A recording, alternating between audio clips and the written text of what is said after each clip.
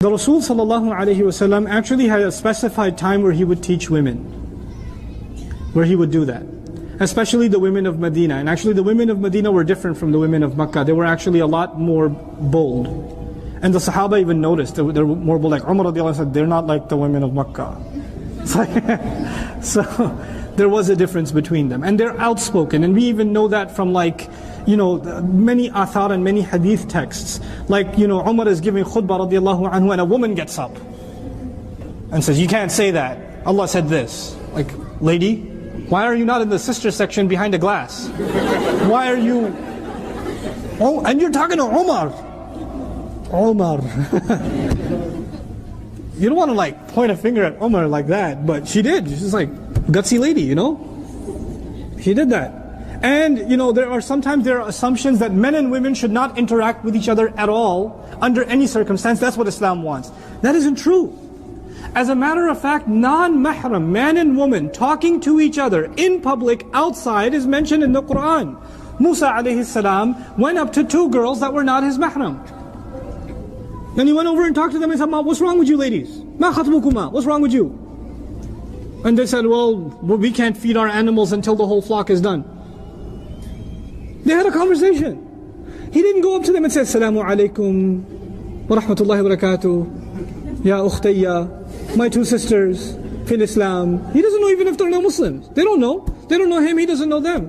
They don't know he's Musa alayhi salam. They don't know that. They don't know any of that. But they had a conversation with each other. A non-mahram talking to another non-mahram. About what? A problem. They were wrestling with sheep. So you had to go talk to them. What are you doing? What's going on? Can I help with something? But he didn't prolong the conversation. He kept it to the point. What are we learning in Qur'an? If you keep your conversation to the point, it's fine. You might have a female co-worker. You might have a class. I have students. I have to answer their questions. They have a right to me as much as the brothers have a right to me. Because I'm teaching a class. It's a matter of justice. I can't put them in the back and not give them the same kind of attention. It's not fair. And I brought this up. If in education, is it fair or not? This is no, it's acceptable. There are ulama that are more conservative on this, and there are ulama that allow it too. But there are plenty of mainstream Ahl Sunnah across the schools of thought scholars that allow this. That allow, for example, this kind of setting, if it's meant with certain kind of restrictions. There shouldn't be small talk. If I crack a joke, it's to the entire audience, not to sisters by themselves or something, because that's inappropriate. That's not right. Right? And you're supposed to have a certain line, there's supposed to be a certain line of discomfort between you and myself. Or between you and any other non-mahram. There's supposed to be a line of discomfort. There's supposed to be a level of seriousness. You're not supposed to be giggly when you come up individually and talk to a non-mahram man. You're not supposed to be like, no, I have a question, brother. You said this. Why? Learn to be like that. Learn not to be giggly around non-mahram men. Not smiley. Jazakallahu khairan for so many things you're doing. No. Say that on your own. Don't come up and say it to me. Don't come up and say it to me. Say that to your dad. Jazakallahu khairan, Baba. You're so awesome. Great. When you come up to a non-mahram, if it's your teacher, if it's the imam of the masjid, if it's your employer, keep a serious tone. Keep a serious tone.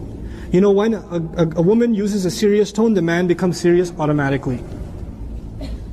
Girl comes up to you, you think she's kind of pretty. She comes up to you and says, Assalamu alaikum.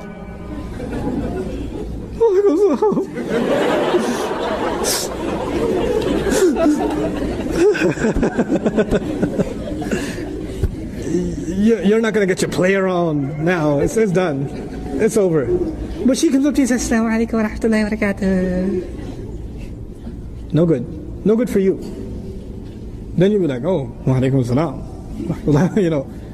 That's bad for you. So you have to keep a stern voice. And these rules, I'm kind of alluding to them, Surah An-Nur already covers them. These rules are already there. You have to keep a stern voice. You have to keep your eyes low.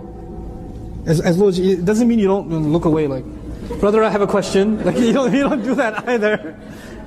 But you don't stare at the person. You're like, yes, sister, do ask. No, not like that. Not like that. يَغُضُّ مِنْ أَبْصَارِهِمْ يَغْضُضْنَ مِنْ أَبْصَارِهِمْ. That's normal. It's not like over the top, but the idea is to keep yourself low. Don't stare. Make just enough eye contact to get your point across, and that's it.